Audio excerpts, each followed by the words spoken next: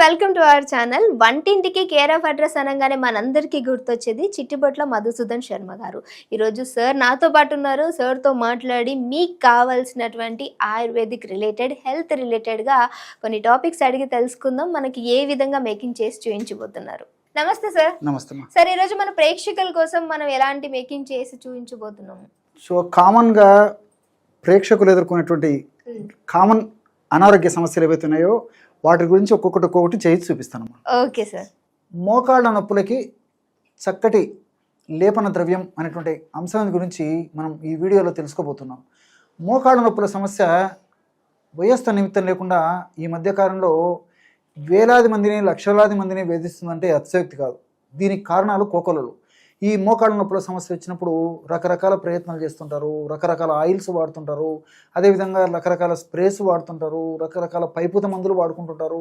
మరి కొంతమంది అయితే అవగాహన సరిగ్గా లేకపోవడం చేత లేదా తప్పనిసరి పరిస్థితుల్లో కడుపులో కూడా రకరకాలైనటువంటి ఆధునిక కృత్రిమ రసాయన ఔషధాలు కూడా డాక్టర్ల పర్యవేక్షణ లేకుండా కూడా వాడేటువంటి పరిస్థితి కూడా కలుగుతూ ఉంటుంది. ఈ మోకాళ్ళ నొప్పుల సమస్య తగ్గేందుకు చక్కటి గృహ వైద్యం పైన మనకు చక్కని అవగాహన కలిగి ఉంటే మోకాళ్ళ నొప్పుల సమస్యని చాలా సులువుగా తగ్గించుకోవచ్చు. ఈ మోకాళ్ళ నొప్పుల సమస్య తగ్గేందుకు లేపన ద్రవ్యంగా పైపూత మందుగా ఔషధాన్ని ఎలా తయారు చేసుకోవాలంటే 4 పదార్థాలని నేను చెప్పినటువంటి పద్ధతిలో కలిపి తయారు చేసుకోవడం వల్ల అద్భుతమైనటువంటి ఫలితాలు కలుగుతాయి అన్నమాట. ఆ 4 పదార్థాలు ఏంటంటే, మొట్టమొదటిది ఆవాలు.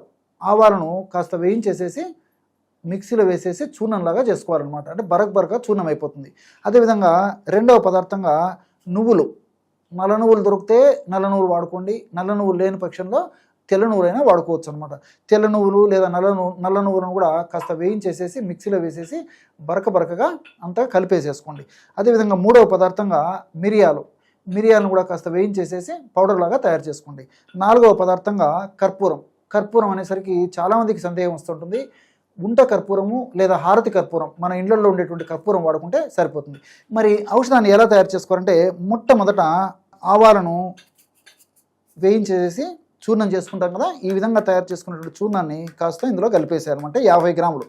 మీకు ప్రమాణం కూడా ఎంత కలుపుకోవాలని చెప్తున్నాను చూడండి. మీకు ఔషధం తయారు చేసి చూపించేది ఇక్కడ కొద్దిగా మాత్రమే కలపడం జరుగుతుంది. 50 గ్రాములు ఆవాల చూర్ణము ఈ విధంగా కలుపుకోవాలన్నమాట. రెండవ పదార్థంగా నువ్వుల చూర్ణం.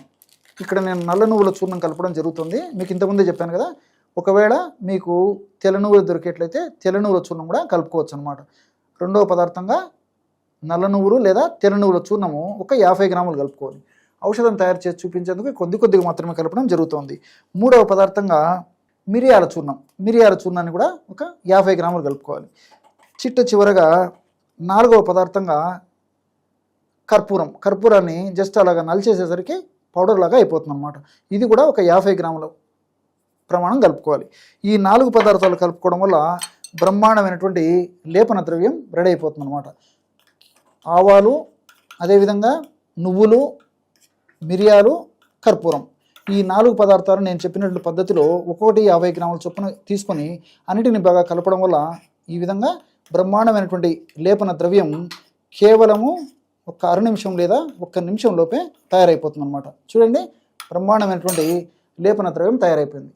ఈ విధంగా తయారు చేసుకున్నటువంటి లేపన ద్రవ్యాన్ని ఒక గాజు సీసాలో నిల్వ ఉంచుకొని రోజు ఒక్కసారి తగినంత, మీకు సమస్య ఎక్కువగా ఉండి మరి 2 మోకాళ్ళ నొప్పులకి సమస్య ఉన్నట్లయితే ఎక్కువ తీసుకోవచ్చు. సమస్య కొద్దిగా ఉండి 1 మోకాళ్ళ నొప్పికి అయితే తక్కువ తీసుకోవచ్చు. మీకు ఎంత అవసరమైతే అంత ఆ యొక్క ఔషధాన్ని తీసుకొని అందులో తగినంత నీరు పోసేసి బాగా కలపడం వల్ల బ్రహ్మాండమైనటువంటి లేపన ద్రవ్యం తయారైపోతుంది అనమాట. అంటే ఎలాగ ఉండాలంటే తేనె కంటే కాస్త చిక్కగా ఉండాలన్నమాట. ఆ విధంగా తయారు చేసేసుకొని ఆ విధంగా తయారు చేసుకున్నటువంటి ఆ యొక్క లేపన ద్రవ్యాన్ని మోకాలు భాగం అంతా, అంటే మోకాలు ముందు భాగము వెనుక భాగము సైడ్లకి బాగా అప్లై చేసేసి 1 గంట ఆగిన తర్వాత గోరువెచ్చని నీటితో కడిగేస్తుండాలి. లేకపోతే ఆ విధంగా అప్లై చేసేసి ఒక రాత్రిపూట అప్లై చేసి ఉదయం పూట కడిగేసినా సరిపోతుంటే కట్టేసేసి.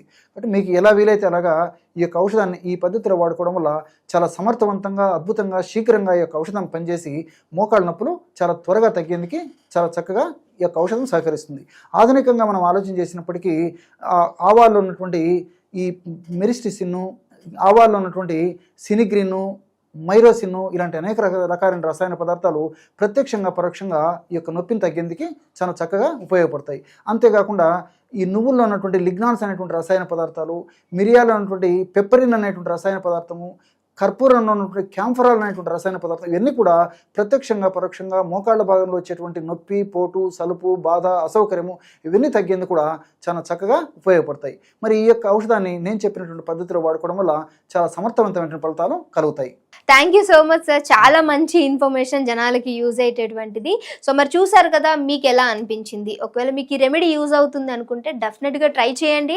ట్రై చేసిన తర్వాత మీ వాల్యుబుల్ కామెంట్ అనేది కామెంట్ చేయడం మర్చిపోకండి. ఇఫ్ ఇన్ కేస్ మీకు ఏమైనా సమస్యలు ఉన్నా, మీకు సార్ని అడిగి ఎలా చేయాలి ఏంటి అని అడిగినా సరే మేము డెఫినెట్గా సార్తో డిస్కస్ చేసి ఆ వీడియో చేయడానికి కూడా తప్పకుండా ట్రై చేస్తాం. ఇంకో వీడియోతో మళ్ళీ కలుస్తాం. చూస్తూనే ఉండండి అవర్ ఛానల్.